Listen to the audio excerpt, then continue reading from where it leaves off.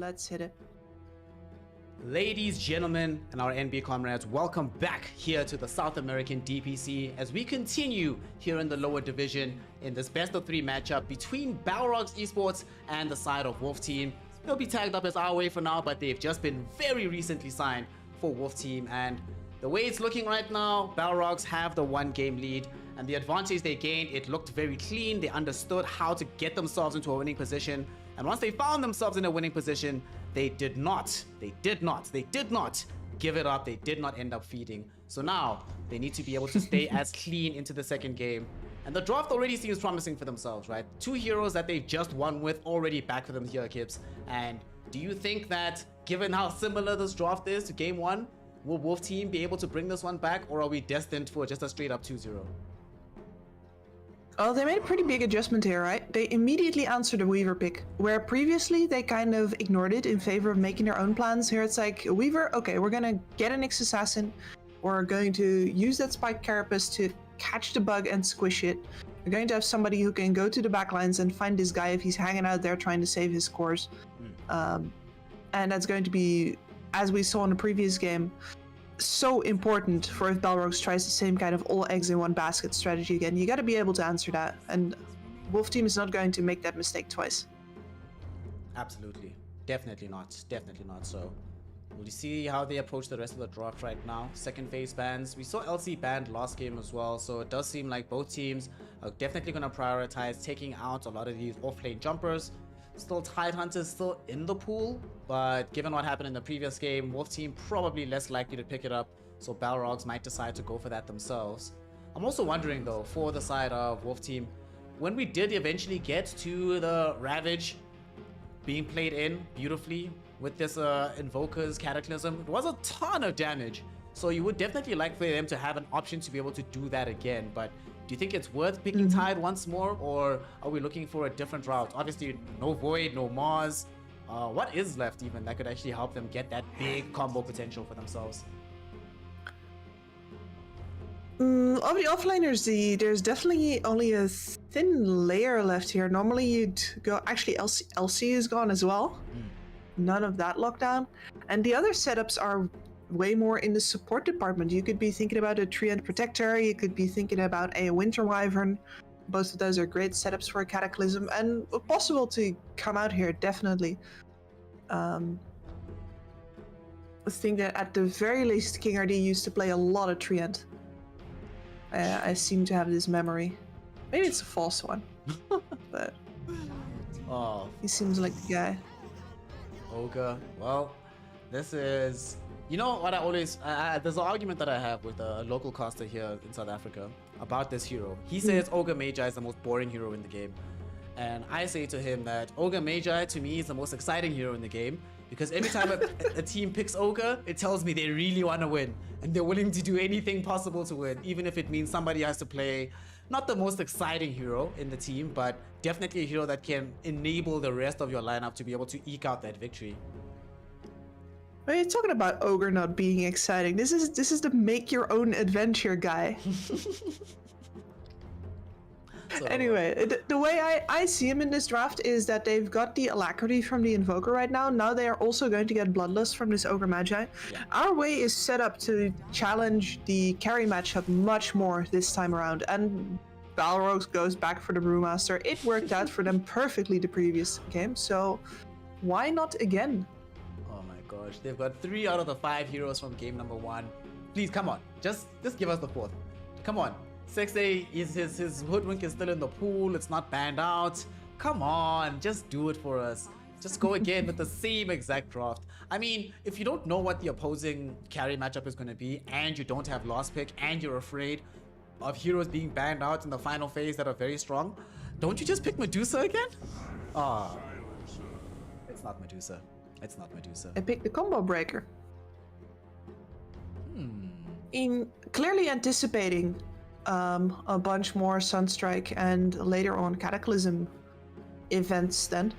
Because right now, most of what's here on our way is not actually the kind of stuff that you pick Silencer into. The Nyx Assassin is definitely going to snack on him. Yep. I'm looking at this, like, Invoker we already saw starting to build up those Sunstrike plays. And yeah, the combo break is there, but before the combo break, you are the combo.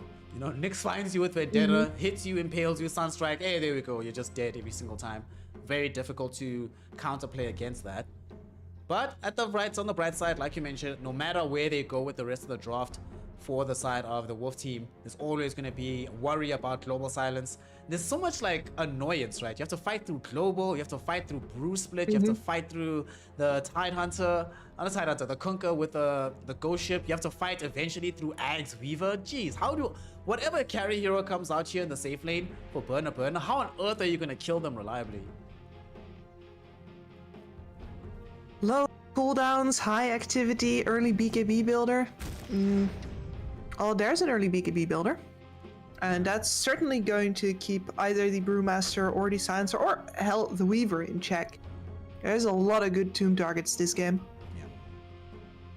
Does feel like the kind of game where we hope that Tabo gets Refresher, right? So you can get the double doom as quickly as possible. That could be a game winner for sure. Especially if you take out the Brew and the Silencer, suddenly Balrogs has no team fight left. And these heroes don't contribute much in the way of right-clicking.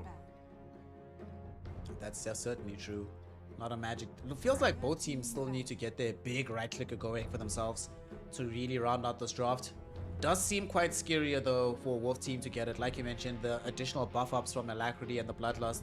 Balrogs don't have the same availability of keeping the carry strong, but they can definitely keep the carry alive with the rest of their draft. Very interesting that you have these contrasting philosophies on how to treat your last pick carry hero coming in from both of these teams. So speaking of these carries, what's left? Because very many of them have been banned. Luna's been taken out, Medusa's now gone, no Jug, no Void, no TB, no PL, no Razor. My gosh, what do you play in the safe lane now? It's gonna be a rough one. One of the popular heroes that's not been taken out yet is the PA. Seen a lot of her in the Americas overall in the past couple of weeks. Struggle to fit her really into either of these drafts though. Yeah, I always feel like you want like either a lot of buff ups or they should just bring all the targets to you with that hero. Suppose like it's a little bit easier for Wolf team to pick it, given that they do have some kind of steroids, but well, no, that's not happening. It gets banned. So now what's left? There's Drow, there's Spectre. That's like Sven. No, that's not gonna happen. Sven? Interesting. I was thinking about the Drow for Balrogs here. They have an absolutely fantastic front line, and right now really the only threat to her it would be a Nyx assassin. She's going to lane really nicely versus the Doom as well, but no, they go for that Sven that you mentioned. Alright, so Sven in the situation, very beefy, very difficult to kill. And it's gonna be SF. Oh, is this safe lane SF or is safe lane Invoker? Safe lane SF, okay. Safe lane SF. What do you make of this, Kips? The magic dealing hero that rounds out the draft as opposed to like one of the more traditional hard-hitting safe laners that were left in the pool? I mean, the SF certainly is a hard hitter as well, especially if you get to like the Shadow Blade, to the Shard. It's also very common here versus Silencer to pick up a Manta style building carry, and SF is definitely the guy. I just worry about the fact that if a Sven ever gets on top of an SF, the SF kind of disappears. Yeah, you're not the hero that you think about when you think about like a long-lasting person in the middle of the fight, right? Who can hold his ground for a sustained period of time, wants to get in, burst people, and get out. So Sven never gets on top of him, which is possible. In this game, they have a lot of ways to try and get to a hero and hold him in position. And at that point, Burner can do Burner things. We already saw in the previous game what can happen with the one-to-one matchup between the two players. And this game, they still do have this backup of the Weaver for the Sven. So we effectively have the double life in effect for this hero. This HFN SF is going to have a lot of steroids on him. He is going to be hitting extremely fast. He's going to be hitting like a truck. He can definitely chew through a bunch of these Brewmaster bears if he would so like.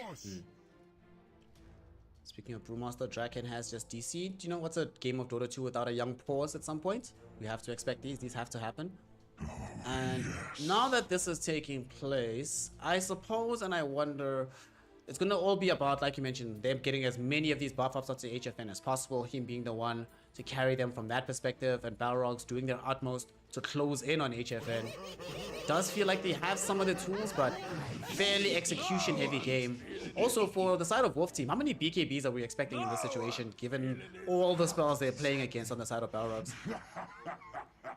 3. 3 is good. And I think 4 staffs over on the supports as well, because you're going to need to be able to disengage without using any of your spells here. Maybe the Nyx could think about a Yule Scepter instead. But yeah, this silencer is going to force a lot of defensive itemization, which is a problem because every defensive item that you get is not damage, and Balrogs are pretty darn tanky once again. And we saw that in the previous game where they had an Ursa mauling people. He still needed a lot of time to get through all of the HP on the Kunga, all of the HP over on the Brewmaster, and now there's a Sven as well, and there's no Ursa over on the side of Wolf Team. This is an SF. Yeah. If he can't stay on top of the curve, his team is in trouble. I mean, don't we also have that situation with SF where a lot of the damage output that you find in fights, thanks to the presence of the Dark Lord passive, gets counteracted by then just popping E on this Sven. Just like, oh, here we go, burner. Makes it a lot more difficult for you to dish out that damage. So it feels like it's going to be a definite uphill climb here. As the unpause is done, HFN, game's on you, buddy.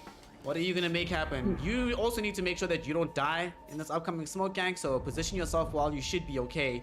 He almost died last time around, and very, very sadly had a bit of a rougher start to the game than it would have been otherwise. Let's see if he dies here, but oh my gosh, I think they might catch him. Zissa's already in position.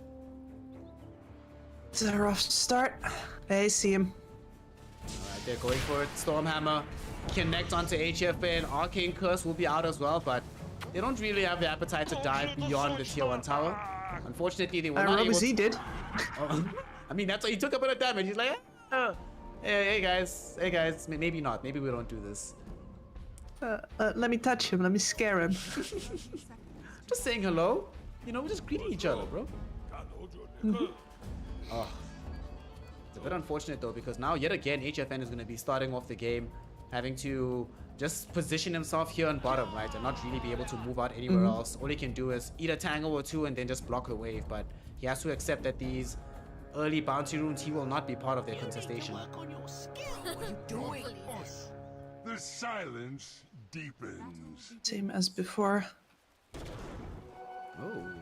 Okay. King RD gets him. Nice. That's going to give them 3. That's a great start to the game here for the Wolf team. Tabo's on the other side, grabbing this bounty, so... Okay, decent start now. Despite having to give up some resources on HFN, they still get a good wave for some early gold for themselves. So, now we are underway. We've already seen this mid lane matchup in the previous game. It's a retread of this, so not really anticipating things to be that different here for RoboZ and 4DR. But the lane where I think it's most intriguing is now Draken is not playing melee versus melee. He's playing against your Shadow Fiend. What's this lane going to look like here for this Brewmaster? The SF is going to be focusing mostly on the last hits as far as he needs to. But you can see already that some of the range advantage is coming out here.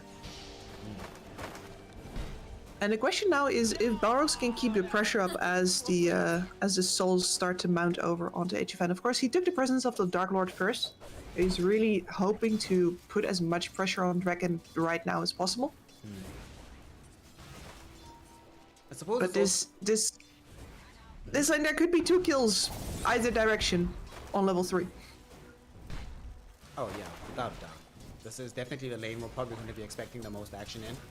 And this is also something I want to ask as well, right?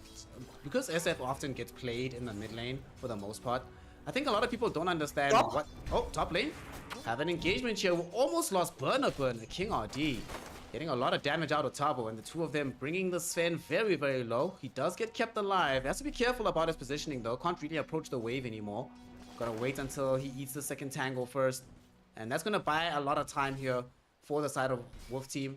On the bright side, though, for Burner, Sexy Yogoi did make sure to drag in some creeps towards him as well, so he didn't lose out entirely from being close to the tier 1 tower in that situation. I just call him sexy, by the way. Clearly that's what he wants to be called. And he's made some sexy plays in the past, so he's earned it. Is that how it goes? You can get a very weird nickname, but you have to earn it first, and then it's like, okay. Yeah. Yeah, that's the deal with Big Daddy, right? Notel just shifted to that and didn't really feel like he earned it. They had to really grow into it for a couple more years. Now it's fine. Now it's acceptable. Now it's fine. Yeah. You win But TI you gotta win TI twice. Then you can become You're a Big daddy. I'm just thinking that maybe that's the reason why Southeast Asian Miracle dropped off the face of the planet. He didn't win TI, couldn't keep the Miracle tag. Gotta do big things to stay that large. Oh, feels bad. The thing I was gonna ask you about though, I was gonna ask you about this Shadow Fiend name, right? Because I think that a lot of players and a lot of viewers don't necessarily understand what changes when we have a situation with SF being safe lane versus SF being middle in those kind of scenarios. Well, the big change in it is in EXP, and SF is very reliant on EXP. Oh. Sexy. There he Somehow goes. finds the kill on the other side of the map onto this Nyx Assassin. That is quite well done to be able to pick that one up. And it's a solo kill as well for the Silencer, starting to stack up those instacks already and leaving the lane at the very least a lot easier for Burner, at least for now. Unfortunately, very low level on the Nyx Assassin, so going to be back very, very soon to put more pressure back onto the Sven. He's okay with that. Like, the Doom is winning the lane matchup right here, and he's getting plenty of experience out of it. Sven has a couple of denies over him, though. You know, he's really struggling here, waiting for his support to come TP back in with that much-needed regen. Shame. It's always really funny when you see these players. Anyway, we were talking about this SF, but he's getting gone on again on bottom, and this is one of the reasons why I don't like safe lane SF. If you're with two people, you can stick on top of him. Look at this, level 3. Double kill. You literally mentioned the exact level when this was going to happen, and indeed it pans out as you said. Double kill for Draken in the safe lane. You were talking about, can they keep the pressure up onto him even as he starts to put the more points into the Necromaster, and indeed they can. Very easy for them to do at this level. 2 heroes down. The way this is, right, he's not getting as much experience as he would at middle, and the terrain is so different that it's much more difficult to escape these kind of situations where they're jumping on you, especially if they're not afraid of tanking the tier 1 tower thanks to the swarm bugs that are doing that for them. Yep. Now this SF, at the very least he's got his souls back immediately, but he's not going to be happy about this. More presence of the Dark Lord. They're going to try and see if they can get this kill back with a good stun, but the damage has already been done, and his Weaver has been freed up to make some stacks over on the side. Yeah. Draken's happy. He's got the Soul Ring. He's flying in just a little bit more regen and protection right now, off of that kill gold. He feels great. I mean, we already have a situation top lane though. Oh, Tavo might die here. Sexy will end up losing his life first. Burner, 5 seconds until Stormhammer, but Tavo has access to the Scorched Earth as well, so we'll be able to close in onto the tower. Now, potentially, it's a risky place to be for Burner. Throws back the Stormhammer, but not enough damage to get this kill. King RD, though, gets out the Impale. Burner forced away. And Sexy died in the top lane already. Yet again, the Silencer not really able to render the necessary assistance to the Sven, and he's having a really rough time here. He's getting some CS, but always feels like he's just one hit away from getting killed at any given time. Really juggling that damage. And Tavo with that ice armor buff as well is like, yeah, I'm in a melee matchup. What are you gonna do against me? I am strong. I am doom. As we see a kill happen bottom, they finally get something going for themselves on the side of Wolf Team. Being able to bring down this Weaver. Some bonus gold for HFN. They're going to put some pressure onto the tower potentially with the Sea Dragon. And they've also found a stun onto Sexy. On the other side of the map, the Silencer. Will he get out of this? No, he will not. Scorched Earth will allow Tavo to run him down, right-click him, and get the kill. And things are starting to really pick up right now for the side of Wolf Team. It's all falling in place. It's all falling together. They bring Kunkka down bottom, though. They want to kill HFN. And as I say that, things were starting to get better for them. RoboZ says, nope. I am going to put more pressure back onto HFN. You, sir, will not be allowed to have a nice and free game on this SF. Yep, I know we're really too far forward for the Invoker to come do anything about it. He just got his urn. He would have actually loved to get involved and maybe get a kill there, but the SF was just too far up and too low. And that puts him at a distinct advantage right now. Invoker really needs one of those open goals to score in the first time to get those charges on the urn. And I guess they're going to try to force it top, because if the silencer has returned there, that's definitely an open goal, but he's absent, luckily. Fortunately, for the first time, Sexy's not around to just get instantly killed. Burner is available, but certainly not an easy kill, even not having access to the Warcry. Nonetheless, they're going to make the attempt.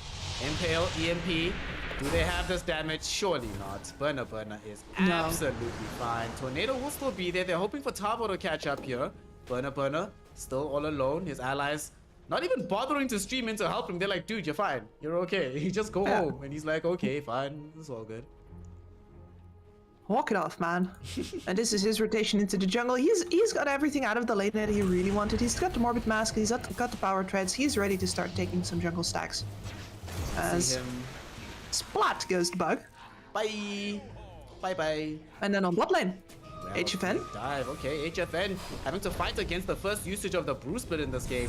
Draken is all alone though, so he doesn't have the capability of actually getting this kill. The Brew Split will end. He tossed out the Cyclone first onto SF before it ended, so he couldn't get chased down by HFN.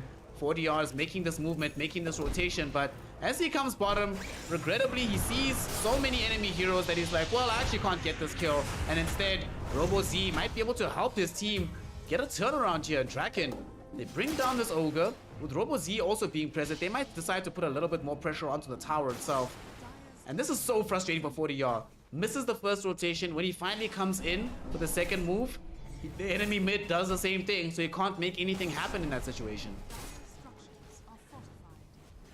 Yep, and that urn remains empty, and now the SF switches over to mid. He's only level 6, he really needs a bunch more. And the Ogre needs to stick with him, because this SF going for the full safe lane build does not have any raises. He is just a pure right clicker, so in order to get farming speed, this Ogre needs to be near him, much like a Magnus would need to be to an AM. The steroid is being given towards the SF as down bottom. The rest of Balrogs Esports are setting up now, leaving the Sven in the jungle and trying to set up for a push onto the tower. Draken doesn't have the split just yet for a bit of time. It looks like they're actually losing their appetite to mount this push. They know that 40R is in the area. Tornado is really cumbersome to deal with right now. Sexy just throws in the Arcane Curse and a last word onto 40R. Okay, this will draw a TP in from Tavo. First Doom of the game, but they're ready to be committed. They won't actually do it though. Sexy just gets brought down.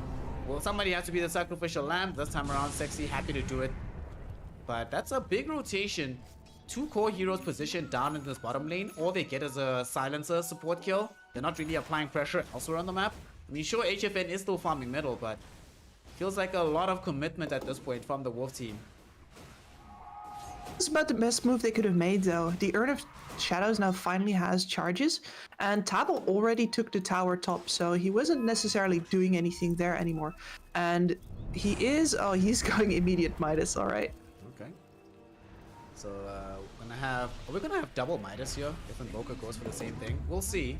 As they're smoked up, trying to get the wrap around. They come into Sexy first and foremost. The silencer might die again. They really want Draken, but oh, they don't get off any kills onto him or any stuns before he gets off his ultimate, and instead he wants to turn his attention towards 40R. They bring down the Invoker. The global silence brought them so much time, and now here comes the boat because Robo-Z is also involved. Crashes onto Tavo. They should have that kill. No, they don't. Draken, the Brew Split ends at the very last second, but they're still in with the Weaver, able to get out the right clicks. King RD get off a beautiful impale, but it will not be enough to keep him alive. Gets chased through by the Sakuchi. Gonna be a big kill, and now the drag back. X marks the spot. Torrent, Yadomi in a lot of danger here, and I don't think he has any way out of this situation. Not enough damage to force them away. Not enough survivability to keep the fight going. And he loses his life, takes a tumble. 3 heroes fall. 40R in the gang. They really wanted to find that kill onto Draken, but woo! Definitely didn't go the way they thought it would. Definitely not. And the worst part for them is that they gotta keep running now. This is when the big ults are down. This is where you gotta keep going. They have this level 6 over on the Nyx Assassin, so they can chase. The question is if Balrogs are going to stick around, and it looks like they are declining the invitation. They RSVP'd, sorry, won't be able to make it, you know. There's a travel ban not allowing us to go over this river, so sadly, we're gonna just stay on the safe side of things. Does feel a little bit like Wolf Team have been running themselves ragged to try and respond to some of these moves that Balrogs are making. And there was a period in the game where this Doom SF were top 2 in net worth, but now you were mentioning how Sven is going to find that timing to be able to go into the jungle. And whilst his team has been fighting all across the map, he's been nowhere to be seen. Just clearing out these stacks, top of the net worth right now, and doesn't feel like this particular situation is going to change anytime soon, especially since he's just about to pick up the full Echo Saber right now. The SF, well, can't really keep pace, but he is still going to farm at a decent pace himself, and he is bringing in a Dragonlance right now as well. So HFN in a lot more of a comfortable position to turn up to fights if he would really want to. The real problem is right now is that they don't have jump. They can't force out any of the big ults from Balrogs. Oh, what a global! What a global! It keeps Burner alive. They made a long smoke move from the Wolf Team, and they almost got the kill onto Sven. Now, though, they have to fight and try and save 40R. Doom did go out onto Sexy, but he's already done his job. Already used the global silence. 40R gets caught out. They bring him down with the Thunderclap, and now Stormhammer connected onto King RD. Beautiful 2-hero impale. Still dragged back by the X marks the spot, however. But with Sven being as low as he is, they decide that they actually don't want to keep fighting.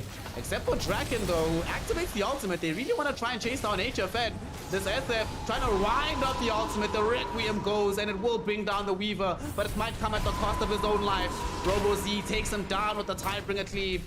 He will die, though, through the Death Requiem, and Tavo finds himself losing his life to Burner and Draken. Unfortunately, without access to the Doom or the SF, they're just not afraid to just run him down, and he ends up losing his life. 3 for 2. Tier 1 tower does fall, but that is a smoke gank that Wolf Team decided to take. And unfortunately, it ends up biting them heavily, losing 4 heroes in the process there.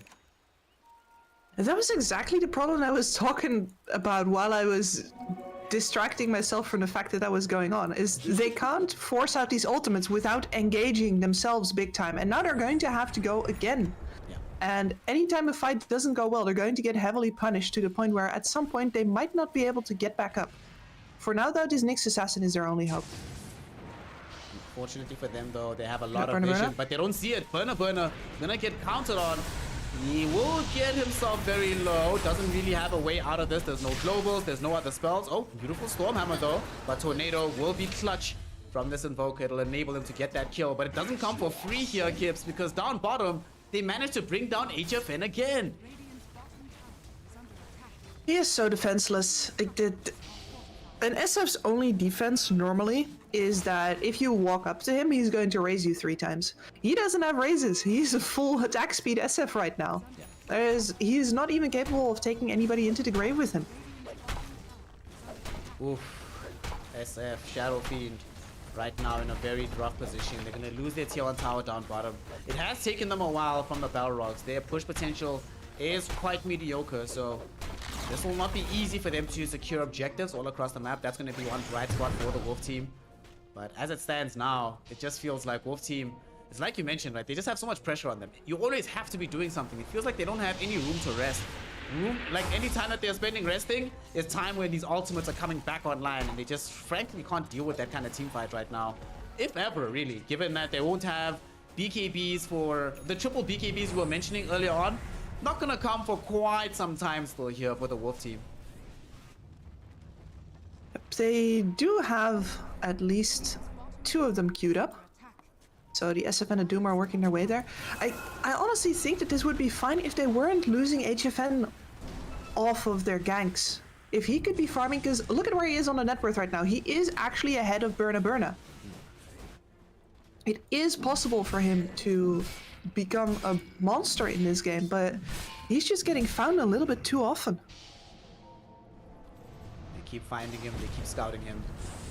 For once though, he does have some uninterrupted time, not too far away from his own BKB, so is he leading the charge or Doom? Doom's actually a little bit closer. It's 40R that's very far behind, still needs to pick up the Hand of Midas first before making his way to that item. But he's still definitely presenting himself as a legitimate threat in the right-click department. And provided he just stays not dying, that's been the big issue. He should still be A-okay in this game. And he's buying Midas after the BKB, so he's also going for the fully greed route here for this SF. And I'm most concerned about this Midas for the Invoker. He's doing that exactly into a window where there's going to be pressure from the Aghanim Scepter over on the Brewmaster. There is going to be more global silences coming in, and he's absolutely defenseless. I realize that he eventually wants to, he wants to scale, he wants to make sure that he will get the Aghanim Scepter at a decent time later, but this is not even that great of a Cataclysm game either. It's a crap choice he has to make right now. He's going Boots of Travel too. They're taking this game late. Yep.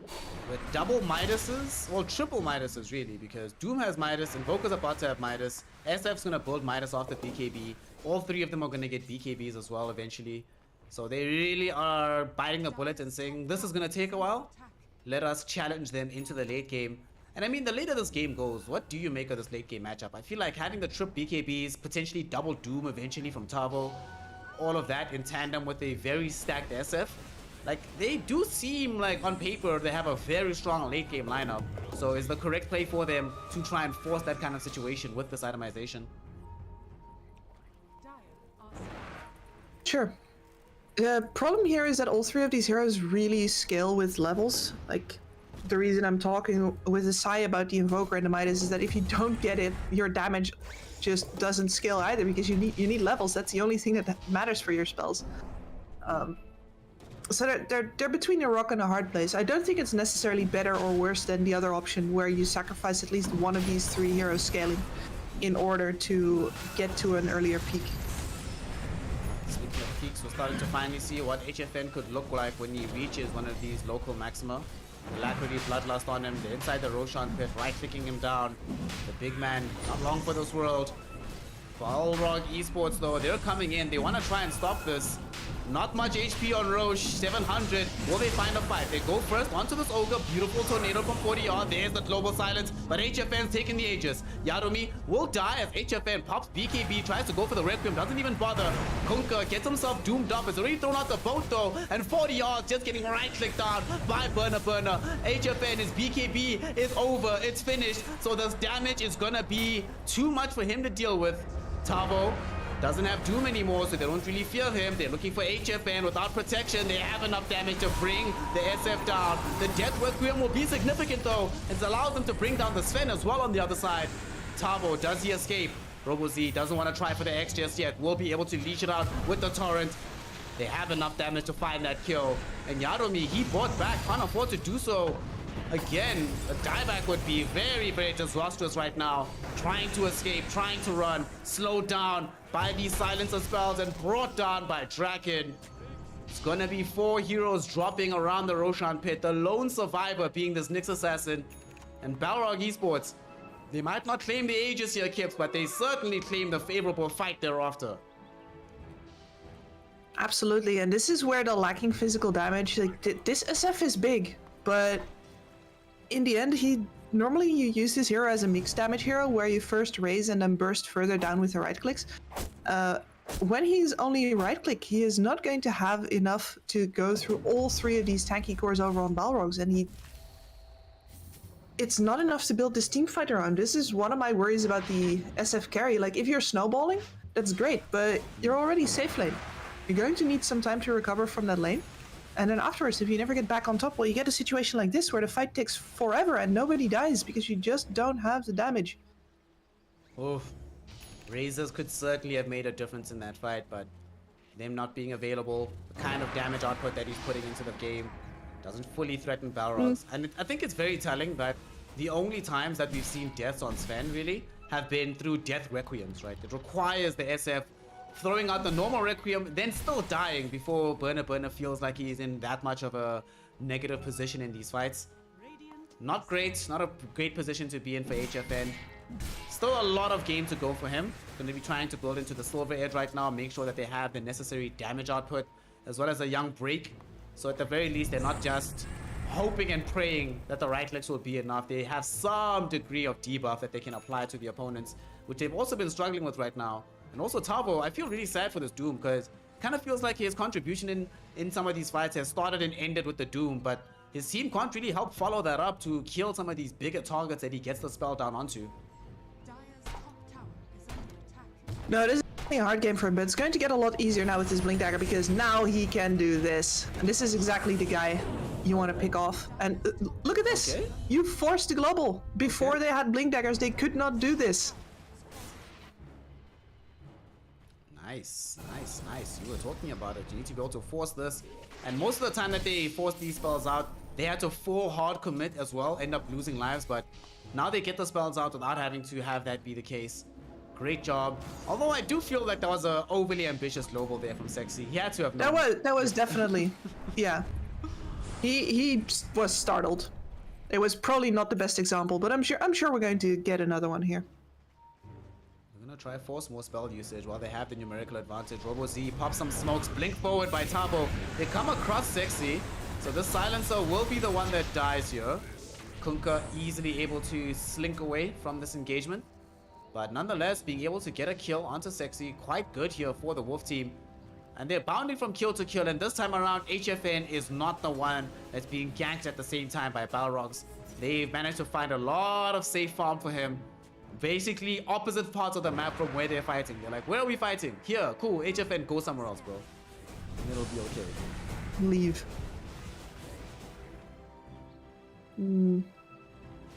Talking about opposite parts of the map, Burna. Oh, he finds a little stack as well. I have invaded this triangle. And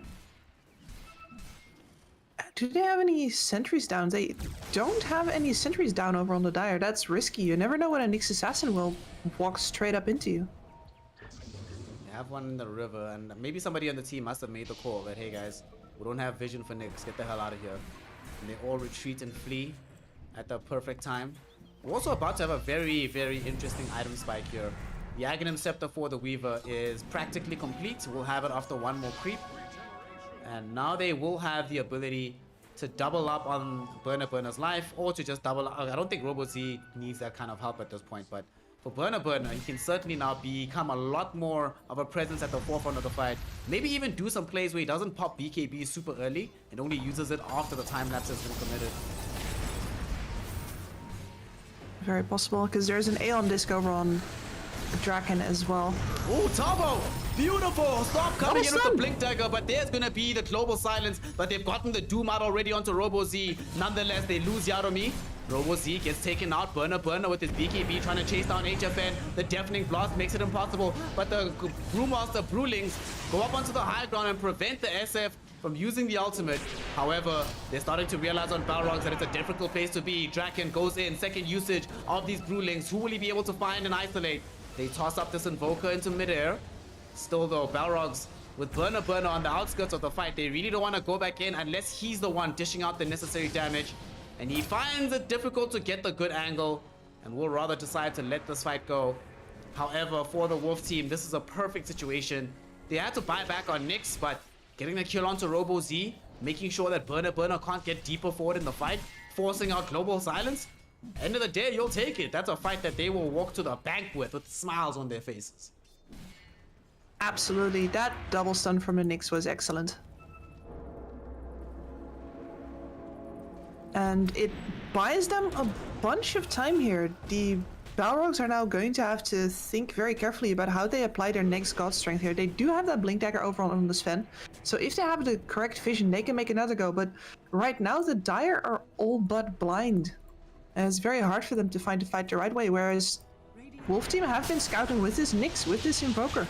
They even find RoboZ here. They're obviously not going to go for that behind the tier 2 tower, but it's starting to get hard for Balrogs to find ideal fights now. Yeah, and they are really starting to fall very much behind on the vision advantage. Weaver does get a nice reward here. This will enable his team to secure the tier 2 tower down bottom, but look at all the sentries that are popped down. Most of them are green, not red. And now, oh, Burna. might have to BKB to get out of here because Tavo is coming in. They get the time lapse back. Okay, Burner, BKB active, goes back onto 40R. Do they get this kill? Yes, they do. The Invoker is defenseless. Tavo on the high ground with his own BKB, but it's about to expire. Needs to worry about being dragged back with the X. They will let him go for now as RoboZ is going to focus instead on King RD. They get that kill. Now, Tavo is still running away. Forced away from the fight by Burner. Burner cannot get chased out in time. Magnificently done by Balrog Esports. It looked like they were making a misplay, a mispositioning with the Sven. Instead, he's relying on the Weaver with the time lapse. And his reliance pays off. It allows him to get 2 kills, secure the tower. They're going to get back this outpost. And they force 2 BKB charges out of both HFN and Tavo here. Worst part is that HFN also used this just now. He was scared of getting jumped on high ground. Tavo went in. That almost got a kill onto Burner. Burner was a lot of damage, but they drag him back during the global silence. Do they have the damage to kill him? Yes, they do. Draken there yet again with some save plays. Once more, they get the drag back from Kunkka. RoboZ's just been so good with these torrent plays, and it feels like he's got an Aeon Disc or something because the range is just insane on how he makes this happen. They don't manage to put any damage onto the tier 3 tower on the high ground, but certainly good enough to get another 2 kills. Force a bad situation for the side of Wolf Team. Now they have to be corralled inside their base a little bit. You got some advanced vision down whilst you were in the area, and you kept all the core heroes alive. Burner got out safely. Practically has the full AC at the ready now. Just needs the plate mail to complete it. This is going to make a big difference for the next attempt at high ground or the next time they kill Roche, which is pretty soon because the big man is up again. And you can already see the Dire streaming over towards that side of the map. They're getting split pushed by 40R right now, though. Yeah. Really feels like 40R... Yeah, it feels like this game's gonna change so much for him once he picks up this BKB. But it really feels like he wished... How different would this game would have been if he had the BKB 3 minutes ago rather than now in the next like 30 seconds or so. Yep, I think the Hand of Midas was a necessity. So he would have had to play careful for at least the duration of that item, but maybe the boots of travel weren't. It's hard to say. If you look back at this game, you can go through the replay and you can actually go and watch, all right, how much has he been split pushing? How often did Balrogs have to go back in order to deal with that? But as we are here right now, most of our focus has been on the skirmishing, so it's hard to gauge exactly how much work he has been doing with these BOTs. Definitely, at the very least, he's been using them to shove in this top wave, finish the BKB. With 30 seconds without the Doombringer, Balrogs, I wonder if they do want to try and sneak a Roshan right here. The only sort of negative armor that they have is from this Weaver. To be fair, Zisa does have the level 4 Swarm Bug, so they have enough negative armor, and they're going to go for it.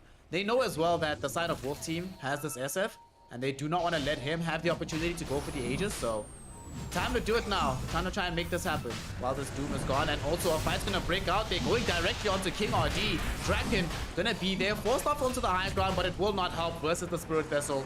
They end up losing the Silencer though. HFN showing his utility and his use in that situation. Coming in with the right-click damage. That's going to be decent enough to force Balrogs away from this Roshan attempt. Top lane as well. They find this Weaver. Gets caught out by Tavo and 40R. Alright, now suddenly they're the ones that have the numerical advantage. Balrogs Esports might have to buy back on these heroes if they want to defend this Aegis. All ults are up on Balrogs though, and this Silencer can actually buy back for the global. I don't think he'll have to, but the threat is there. A Wolf Team knows this. Jeff still wants in the pit though. He's getting Alacrity. He's got the Bloodlust. And they're stacking up on Balrogs. They want to smoke as soon as they show up with the Silencer. This TP is taking forever. And the Roshan, very low, but not low enough that they feel comfortable on the side of Wolf Team. What a jump! They find the Brewmaster! What a Doom to catch there. Tavo, can they get this kill? Aeon Disc gets popped to keep him alive, but Tavo, he's the one that has to run away right now. Loses his life at the end of the day. Buyback will be in from the Silencer. So Silencer did pop the global before going down in that situation. And everybody used their BKBs, so no BKBs anymore for the side of Wolf Team. So Burner happy to go into the pit. They pop the Brew Split as well to zone them out on the backside. But beautiful Impale coming in from King RD. Will they be able to kill this Weaver? Not just yet. Burner though picked up the Aegis. Has gotten what they're here for. Draken will be left behind just to be as much of a nuisance as possible, but not necessary to try and get any of these kills. Might end up dying though. A little bit unfortunate in this situation. So himself, RoboZ, as well as Zisa, happy to die here, but they do give the Aegis to Burner with the Aghanim shot as well from the Roshan. Those were some insane multicasts. That was... Balrogs really did not expect that amount of damage to come out. They were clearly just zoning for the Roshan, right? You shove them up the high ground, you're like, alright, fine, this is a Weaver and a Kunkka. We're pretty tanky, nothing's gonna happen to us. And then Ogre Magi just decided to get skilled. Shows up, gets in the stuns that they need, and they more than have the necessary damage to clean these heroes up. And oh, nice catch. They find Sexy's. The silencer. He brought back as well, but oh no, Burner. 2 hero Stormhammer into a Lotus Orb, so it stuns him back. He's gonna end up just dying. He didn't pop the BKB before making that jump, so now he's in danger. He has to try and get out of here. But look at the right-click damage from HFN. Doesn't allow for it to happen, just makes it too easy. There's no Sven and no buyback. And for some reason now, Wolf Team have the clear path to victory. At least 1 lane, potentially even 2 of racks are gonna fall here, Kips. What just happened? TP. My eyebrows are all the way up in my hairline, and you know what a distance that is. Oh my gosh. Oh no. Oh no. That is gonna cost some double racks here. They have Presence of the Dark Lord onto these buildings, and it's just difficult. Although they might kill Invoker well, here. maybe they get 40R. 40R. Trying to get out the base. Pops BKB. They force it out of him. Tidal Wave dragging back the Shadow Fiend. He does have BKB to pop, but they're making so much interruption, causing so many problems that they're actually gonna zone back the side of Wolf Team in the situation. Torrent does hit the SF. Tidal Wave again onto him. You're gonna have to BKB at some point, HFN. They throw in the Arcane Curse with the last word. Really don't want to use these spells. And then are they still gonna chase? Draken doesn't want to get involved in this. What discipline from HFN not to use the BKB in that situation. Keep the charge up. I mean, he's already at 6. Okay, never mind. Could have just used it. But they don't end up dying. They all leave the base. It's all fine. It's all okay. It's all cool. But all they get is the 1 lane of racks. I'm actually surprised that Balrogs Esports made that hold. Yeah, like, I think one of the problems is that Wolf Team just walks in through the base, especially with the Invoker. The fact that he immediately has to be force-staffed out and a lot of resources need to be spent on him, and including his own BKB, mean that after that, for the rest of the skirmish, he can't really contribute because he is at risk of immediately getting run down. Yeah. Oh, speaking of people getting run down, come across this Nyx Assassin here on the side of Balrogs Esports. They get the kill, and also they finally realize that they need to do something to address Nyx. They recognize the impact King RD has had on this game, and Silencer for Sexy will finally buy a Gem of True Sight. They're tired of the situation as it stands right now. They need to get some vision control of the map back. Oh, middle. Tabu. BKB forced out of him. Burner. There. RoboZ does still have his own BKB to go. Global Silence will come out. HFN gonna force BKB and get himself back. Draken goes in with the Aghanim Scepter split. Who's gonna get gone on first? They just toss up the Cyclone onto the SF. And this is a very awkward place for both teams to be right now. Balrogs Esports definitely don't want to jump behind the tier 2 tower. And the side of Wolf Team don't want to be fighting with all their BKBs down. So everybody just retreats from this part of the map. Balrogs will take that. Happy to let their ults get off of their cooldowns once again. That is Sven going in for the Satanic. This is going to be pretty important though. He always has people to hit with how short of a range most of the cores over on Wolf Team have. Going to be very hard to kite during that. And that's going to give him a lot of the sustain he needs to actually stand in front of all this chip damage that he's going to be receiving. And I'm calling it chip, but it's a lot of damage from a lot of different sources. It's just that none of it on its own would be enough to kill him. Tabo looking for another jump. Gets the jump onto RoboZ with the Doom out as well. This Kunkka's in danger. The Kunkka is gone. Does have buyback though if needed. HFN BKB just came back off cooldown, so he's going to have a lot of protection on this high ground siege, but all he wants is the racks, and he does pick up the melee racks. And Balrogs Esports, they have such a difficult time finding this jump here. They can't do what Tavo just did to them in the opposite direction, at least not anymore. A phase of the game is long since over, and Wolf team very happily claim the lane of racks in that situation, do it clean as well, walk away with pretty much not a scratch on them as they do it. In the absence of global, that's a pretty decently easy call to make. Next time though, they're going to have to be careful for that again. Yeah. Global is up. What is frustrating about the situation though for the side of the Balrogs is they don't have like say Axe Disruptor that they can play around to mute some of these items. Really does feel like these items that they've picked up on the side of Wolf team have truly created a situation where the team fight combo of Balrogs always gets broken up, which is surprising because they picked a combo breaker lineup themselves. And middle, Tavo get the jump again onto Burner. They don't manage to kill him just yet. Sunstrike will follow through, doesn't connect flush though. Sven is still fine, but still not great. That Tavo, whenever he does that, he just forces the entirety of the Balrogs lineup to panic. Yep. Tables have pretty much turned. We were talking about the late game, the ultra late game, where you have 3 heroes with Midases. In the end, HFN, of course, is not rocking it anymore. But you were always going to get to this point in their scaling where you have 3 proper cores versus a Sven and 2 support acts. And the Sven has a rough time targeting right now. Who does he need to jump? He wants 40R, ideally, every single time, but most of the time he just doesn't offer himself up. Yeah. Staying so far back it becomes difficult, and RoboZ though, he's maybe the one that's been put on offer, and they forced the early global out. This is huge. Balrog Esports, if they don't take this upcoming fight right now, oh gosh, how do they make this hold? There is no global. On the bright side, I think at least one BKB was used. It was HFN's one, so they have to wait at least a minute before they decide to come back into this. However, that's a minute that they will gladly camp your triangle for until they feel ready to go. Especially with this Invoker, just throwing in these Forge Spirits to put the Melting Strike on the tower. Sometimes, you know, you're talking about the damage from 1,000 chip sources. They're willing to chip out the tower as well. No matter how long it takes, they got this. They'll make the jump. Yep, and this fire shield from the Ogre is making them extra annoying. Like, most of the damage to the Balrogs. Oh, another jump from Tavo! Get the Doom out onto this Brewmaster. No split gonna be available. Burner jumping in though on the backside of the fight. Needs to be careful. He's already out of the duration of his BKB.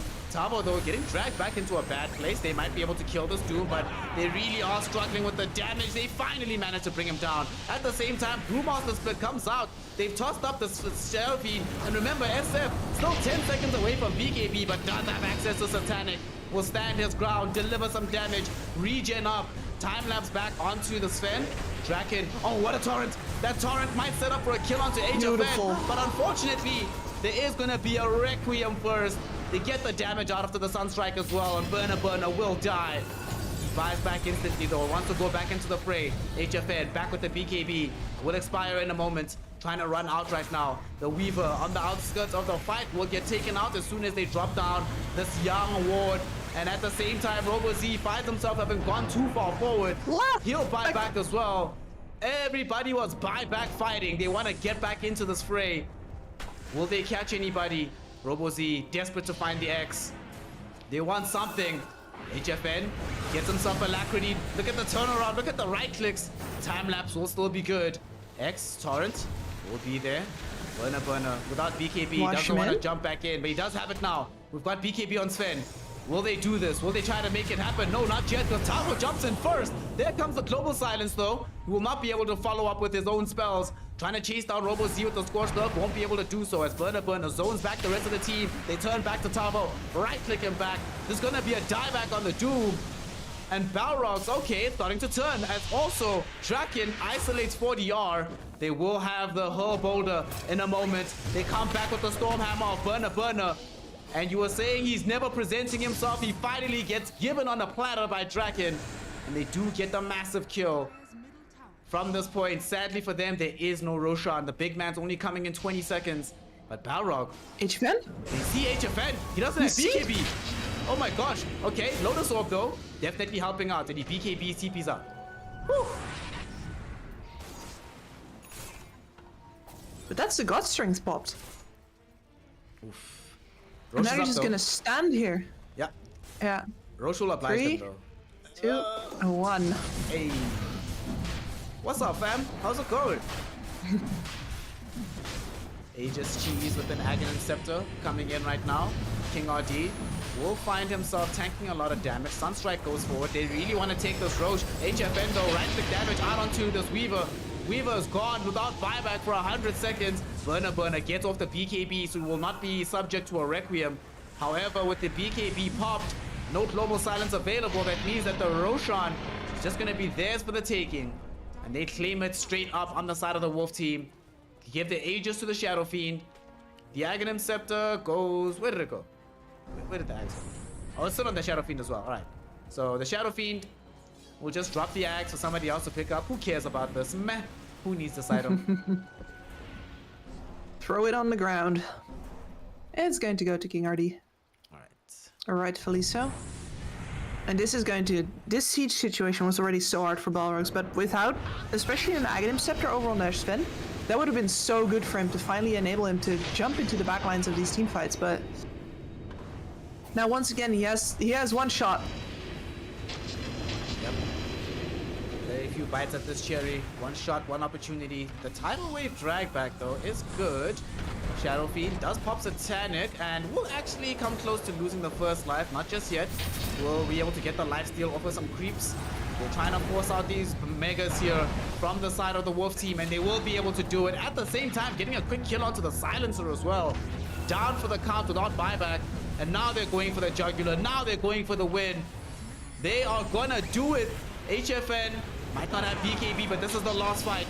Will they be able to do this for the Balrogs? Sven doesn't have the damage alone, but will still try to make it happen. Goes in onto King RD, who gets forced off towards the fountain, but it's too little too late. Tabo jumping in. Beautiful stun out with the Centaur Conqueror Stomp. Enables them to kill Burner. Without buyback, the Sven is done. That's it. It's over. GG, well played. Kips, we're going to a game number 3.